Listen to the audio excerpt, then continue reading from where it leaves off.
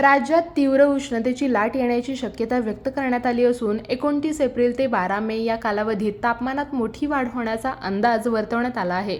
सकाळी 10 ते दुपारी 3 या वेळेत नागरिकांनी शक्यतो बाहेर पडणे टाळावे असे आवाहन करण्यात आले आहे. हवामान खात्याच्या माहितीनुसार काही भागांमध्ये तापमान 45 डिग्री सेल्सिअस ते 55 डिग्री सेल्सिअस पर्यंत पोहोचण्याची शक्यता आहे. त्यामुळे उष्माघात, श्वास घेण्यास त्रास तसेच अचानक अस्वस्थता जाणवू शकते. अशा परिस्थितीत तत्काळ वैद्यकीय सल्ला घ्यावा असेही सांगण्यात आले आहे. नागरी संरक्षण विभागाने नागरिकांसाठी काही महत्त्वाच्या सूचना जारी केल्या आहेत. घरातील वायू विजन सुरळीत राहण्यासाठी दरवाजे, खिडक्या उघड्या ठेवाव्यात. दही, ताक यांसारख्या थंड आणि द्रव पदार्थांचे अधिक सेवन करावे. तसेच अनावश्यक मोबाईल वापर टाळावा असेही सूचित करण्यात आले आहे.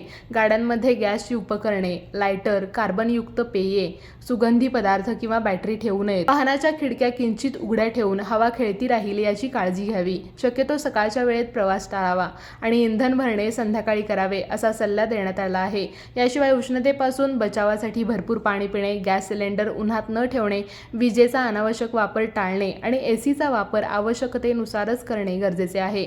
तसेच बाहेरील तापमान जास्त असल्यास एसी 24 ते 25 अंशांवर ठेवावा असेही सांगण्यात आले आहे. दरम्यान उष्णतेमुळे साप किंवा विंचू थंड ठिकाणी घरात येण्याची शक्यता असल्याने नागरिकांनी सतर्क राहावे असे आवाहन करण्यात आले आहे.